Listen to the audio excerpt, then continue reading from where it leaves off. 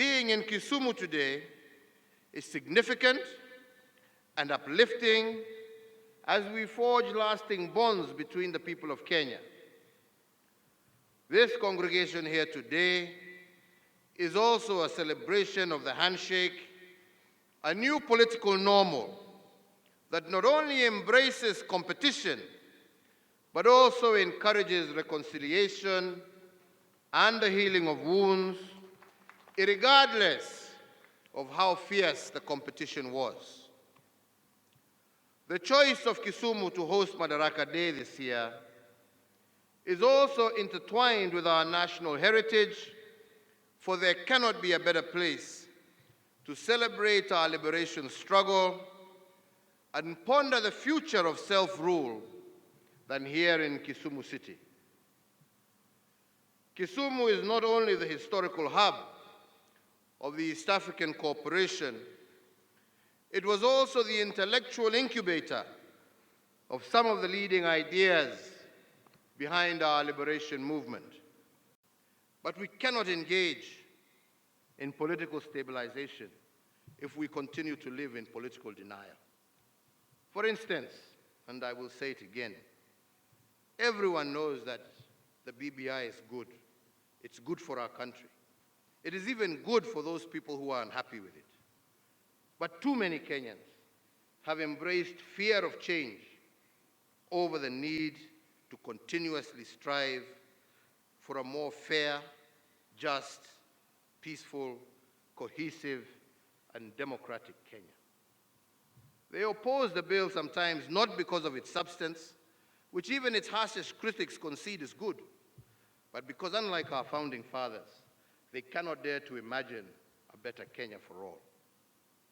Fellow Kenyans, as I said of the judiciary, their decisions must consider the letter of the law, but fundamentally, the spirit of the law must also guide them. I say so with all humility because the spirit of the law is the light that will illuminate the burden of the choices that they make. For every decision they make, the spirit of the law will lead them to the consequences of their choices. The judiciary should be guided by the spirit of the law, and political stabilization will be easily achieved. The BBI dream is to send even more resources to the counties in order to catalyze their accelerated development. And that is why we have proposed under the BBI to send 35% of our national revenue to counties. As a consequence of 2017, we initiated, together with millions of Kenyans, the BBI process that was meant to build bridges and create inclusive politics and end ethnic majoritarianism. If the court had subjected its decision to stop BBI to a cost-benefit analysis, in other words, if it had considered the burden of choice, then there are questions the judiciary would have asked. If we indeed were at a constitutional moment, is a decision against BBI a decision in support of the status quo? If BBI were to be stopped, who carries the burden of choice? On whose shoulders will ethnic majoritarianism rest? And who will carry the burden of losing 30% of our national budget every 5 years due to the toxic politics that BBI sought to resolve? The judiciary would have asked itself another question. Can Kenya truly be a democracy if the people are denied the opportunity to express their sovereign and supreme choice at the ballot box on the basis of elevating technicalities over the overriding objectives of the law?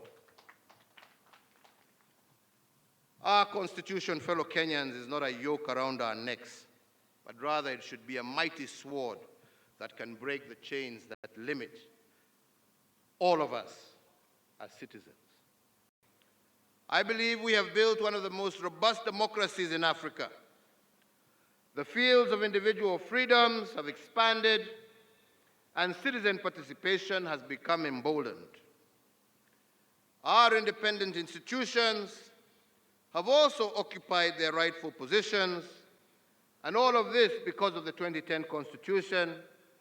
And as I have said in the past, ours is probably one of the most progressive constitutions in the continent and indeed the world. However, since the 2010 Constitution expanded our individual fields of freedom, it also expanded the burden of the choices we make. Even our founding fathers urged the liberated patriots to shift from the status of being subjects to that of citizens when their fields of freedom were expanded. They made it clear that a citizen is someone who understands the responsibility that comes with freedom, while a subject will squander opportunities granted by self-rule and refuse to shoulder the burden of choice. We have revived 566 kilometers of dead meter gauge railway. The revived 200-kilometer Nairobi-Nyanyuki railway will be a game changer. Every trip, the train will transport 1,600 passengers, which is equivalent to a convoy of 120 matatus. And the cost per passenger will be Kenya shillings 200 compared to current Kenya shillings 500 by matatu.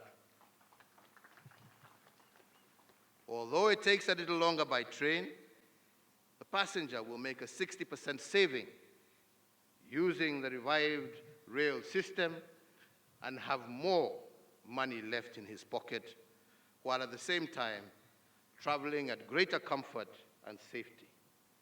Further, by moving our tea and coffee through this line at greatly reduced costs, the result is extra shillings in the pockets of our hard-working farmers.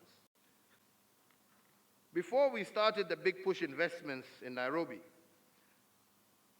there was only one clinic with 15 beds serving 500,000 residents of the Mukuru informal settlement. Meaning that when a mother delivered a baby in Mukuru, she had less than 1 hour of postnatal care before being asked to leave to make way for the next patient. This is the poverty of dignity. We have fixed this indignity by building 25 hospitals in our informal settlements of Nairobi to ensure that our mothers do not need to go through that kind of indignity again. Let me give another example. When a patient suffering from kidney disease had to travel for 70 kilometers from Siaya to Kisumu 3 times a week for dialysis, that was a tragic indignity. But further, the tragedy of this indignity was made worse because the patient needed 10 dialysis sessions a month, and if one session cost between Kenya shillings 9,000 and Kenya shillings 16,000, it meant that the patient had to spend between 90 and 160,000 shillings per month. How many farmers from Siaya can afford 160,000 every month for dialysis? Such patients had to sell their ancestral inheritance in order to get treatment. The net effect of this was that their illness ended up diminishing their families and indignifying them for generations to come. Today, I am happy to note that a patient from Siaya no longer has to travel 70 kilometers to Kisumu for treatment. There are dialysis machines in Siaya at the sub-county level. Similarly, he does not have to pay 160,000 a month for dialysis or sell his ancestral land. All he needs to do is to spend 500 shillings every month on an NHIF card, and this card gives him free dialysis every month. If dignity is freedom from want, then we have restored it using our health interventions, as I have just stated. Nimesema jana ya kwamba Warundi wajisikie wakiwa nyumbani hapa kwetu Kenya, na tuendelee kutenda mema ya kuinua hali ya maisha ya wananchi wa nchi zetu mbili na pia wananchi wa Afrika Mashariki kwa jumla.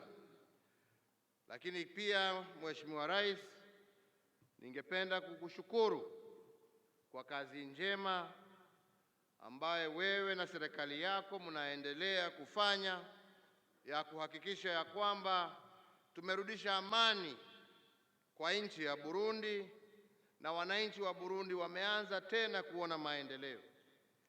Na nataka nikuhakikishie leo ya kwamba sisi na wenzetu wa Afrika Mashariki tutaungana pamoja nawe tuhakikishe ya kwamba hii economic sanctions ambayo imewekwa kwa nchi yako imeondolewa, na ndio wananchi wa Burundi waweze kupata maendeleo ambayo wanastahili.